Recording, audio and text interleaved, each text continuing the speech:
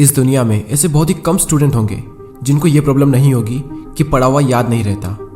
हम पढ़ तो लेते हैं लेकिन फिर भूल जाते हैं। तो अगर हम भूल जाते हैं तो फिर हमारे पढ़ने का मतलब क्या निकला? ऐसे में सारी मेहनत बेकार चली जाती है।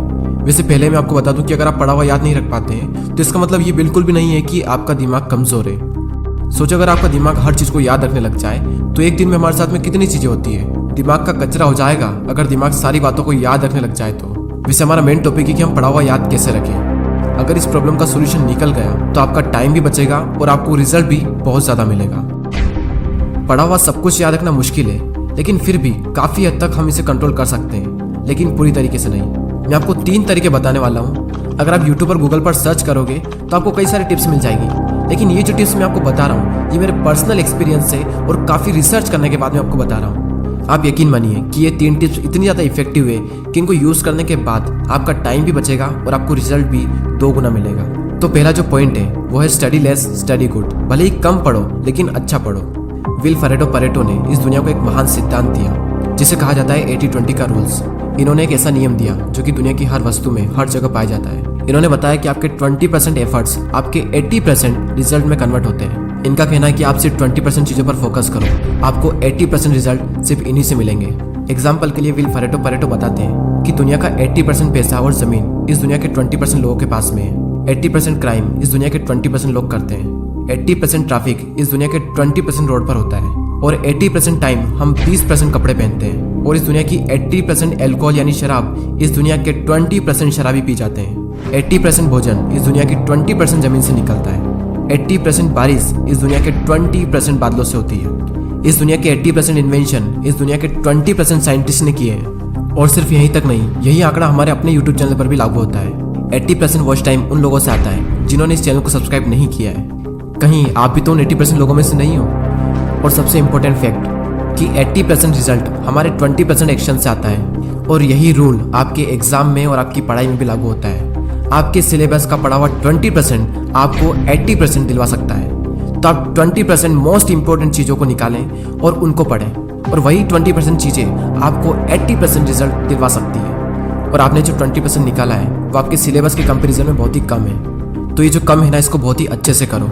और यही था हमारा first point, study less and study good. दोस्तों, मैंने भी कई बार ये गलती की है कि जितना पढ़ना होता है उससे हम कई गुना ज़्यादा पढ़ते हैं, और इसका रिजल्ट ये होता है कि हमें जो याद रखना चाहिए वो भी हम भूल जाते हैं। एग्जाम में अब वैसे भी ज़्यादा दिन नहीं बचे, तो आप इस रूल को यूज़ करके काफ़ी अच्छा रिजल्ट पा सकते हैं। अब नेक्स्ट जो पॉइंट है वो है स्टडी इन मॉर्निंग। और ये जो पॉइंट है ना, ये मेरा फेवरेट पॉइंट है, क्योंकि मैंने अपनी लाइफ की ज़्यादातर पढ़ाई सुबह ही की है। एक तरफ एक स्टूडेंट है जो सुबह जल्दी उठकर 2 घंटे पढ़ाई कर रहा है, और वहीं दूसरी ओर एक और स्टूडेंट है जो दिन में 4 घंटे पढ़ाई कर रहा है। तो ये जो पहला वाला स्टूडेंट है ये ज़्यादा आउटकम दे पाएगा दूसरे वाले के मुकाबले। सुबह जल्दी उठकर पढ़ने के 2 सबसे बड़े बेनिफिट होते हैं। सुबह के टाइम हमारी कंसंट्रेशन सबसे पीक स्टेट पर होती है, और सुबह के टाइम पे जो कंसंट्रेशन होती है शायद ही पूरे दिन में आपको वो कंसंट्रेशन मिल पाएगी। और सेकंड बेनिफिट ये है सुबह जल्दी उठने का कि सुबह कोई भी डिस्टर्ब करने वाला नहीं होता है। एनवायरनमेंट में एक अलग ही साइलेंस होता है, और उस साइलेंस में कुछ नया सीखने का मजा ही कुछ और होता है। आप सुबह जल्दी उठकर 3 घंटा पढ़िए, और उसके बाद में पूरे दिन अगर आप सिर्फ मुश्किल से आधा से 1 घंटा भी पढ़ते हैं तो बहुत है आपके लिए। कहने को तो लोग 8-10 घंटे पढ़ते हैं, लेकिन जो 2-3 घंटे की मेन पढ़ाई जो होती है कॉन्सेंट्रेशन के साथ में, वही सबसे मेन चीज होती है। बाकी सब दिखावा है। हमारे देश के प्राइम मिनिस्टर मोदी जी ने भी सुबह जल्दी उठकर पढ़ने को कहा है। एक रीजनेबली सुबह सूर्योदय के पहले अगर तैयार हो करके पढ़ना शुरू करते हैं तो पूरी तरह आप बिल्कुल मन से एकदम तंदुरुस्त होते हैं। जैसे बारिश के बाद आसमान कैसा साफ नजर आता है। सुबह बहुत ही उत्तम कालखंड होता है, फ्रेश होते हैं, थकान नहीं होती है, और अध्ययन से ही शुरू करते हैं तो ज्यादा अच्छा रहता है। और ना सिर्फ मोदी जी ने बल्कि हमारे शास्त्रों में, आयुर्वेद में भी यही बात कही गई है कि सुबह के टाइम हमारा ब्रेन सबसे ज्यादा एक्टिव होता है, और उस टाइम जो भी हम अपने ब्रेन में डालेंगे वो दिमाग में छप सा जाएगा। सो ये था second point, study in morning. अब जो लास्ट जो पॉइंट है वो बहुत ही ज़्यादा इंपॉर्टेंट पॉइंट है, और ये पॉइंट आप सबको ऑलरेडी पता है, लेकिन हर कोई इस पॉइंट को बहुत ही इग्नोर करता है। और वो पॉइंट है पढ़ाई के बीच में रेस्ट लेना। कुछ लोग होते हैं जो रेस्ट ही नहीं लेते हैं, और कुछ लोग ऐसे होते हैं जो बहुत लंबा रेस्ट लेते हैं, और इस बीच में कुछ लोग ऐसे होते हैं जिनकी पूरी जिंदगी रेस्ट लेने में निकल जाती है, और एंड में वो खुद रेस्ट इन पीस हो जाते हैं। पढ़ाई के बीच में कितना रेस्ट लेना चाहिए ये मैं आपको नहीं बताने वाला, ये आप खुद तय करें अपने अकॉर्डिंग। आपको फिर से एनर्जी प्रोड्यूस करने के लिए कितना टाइम चाहिए ये आपको आपके अलावा कोई नहीं बता सकता। जितनी इंपॉर्टेंस हम अपनी पढ़ाई को देते हैं उतनी ही ज़्यादा इंपॉर्टेंस हमें रेस्ट को भी देनी चाहिए, क्योंकि रेस्ट ही वो चीज़ है जिसकी वजह से हम पढ़ पा रहे हैं। हम एक दिन में जागते भी हैं और सोते भी हैं। तो उसी तरीके से अगर आप काम कर रहे हैं तो काम के बीच में रेस्ट लेना भी बहुत ज़रूरी है। और हाँ, ये गलती बिल्कुल मत करना कि अगर आपका एक बार पढ़ाई में मन लग गया तो लगातार बढ़े जा रहे हैं, लेकिन बाद में एक टाइम ऐसा आएगा जब आपका बिल्कुल भी मन नहीं लगेगा रेस्ट लेने के बाद भी। जब एक बार पढ़ाई में मन लग जाता है तो हम इतना पढ़ते हैं कि हम अपने दिमाग को ही पूरी तरीके से थका देते हैं और हालत ऐसी हो जाती है कि फिर से पढ़ने का मन ही नहीं करता। आपने पढ़ना शुरू किया, आपका मन लगा, अब थोड़ी देर बाद आपको रेस्ट लेना चाहिए, लेकिन आपको लगता है कि मैं भी और पढ़ सकता हूँ। तो उस फीलिंग को बनाए रखें और रेस्ट लें और फिर दोबारा उसी फीलिंग के साथ में अपनी पढ़ाई शुरू कर दें। अगर आप चाहें तो आप पोमोडोरो टेक्निक का यूज़ भी कर सकते हैं। पोमोडोरो एक बहुत ही सिंपल टेक्निक है। आपको जो भी काम करना है उस काम को आपको 25-25 मिनट के 4 ब्लॉक्स में डिवाइड करना है और हर 25 मिनट के ब्लॉक्स में आपको 5 मिनट का ब्रेक लेना है और 1 घंटा होने के बाद में आपको 15 मिनट का रेस्ट लेना है और फिर से आपको यही सब करना है। और इस टेक्निक का यूज़ करके आप काफ़ी लंबे टाइम तक और काफ़ी अच्छे से स्टडी कर सकते हैं। और ना सिर्फ स्टडी बल्कि आप अपने किसी भी काम में इस टेक्निक को यूज़ कर सकते हैं। और इस टेक्निक को यूज़ करने के लिए प्ले स्टोर पर कई सारी एप्लीकेशन है, आपको जो भी अच्छी लगे वो एप्लीकेशन आप डाउनलोड कर सकते हैं। चलिए अब हम उन तीनों पॉइंट्स को एक साथ देख लेते हैं और ये भी देख लेते हैं कि हमने इस पूरी वीडियो में क्या सीखा। हमारा जो मेन टॉपिक था वो ये था कि पढ़ा हुआ याद कैसे रखें, और उसके सॉल्यूशन के लिए हमने 3 पॉइंट्स देखे, जिसमें से पहला है study less study good, second है स्टडी इन मॉर्निंग और थर्ड है रेस्ट लेना।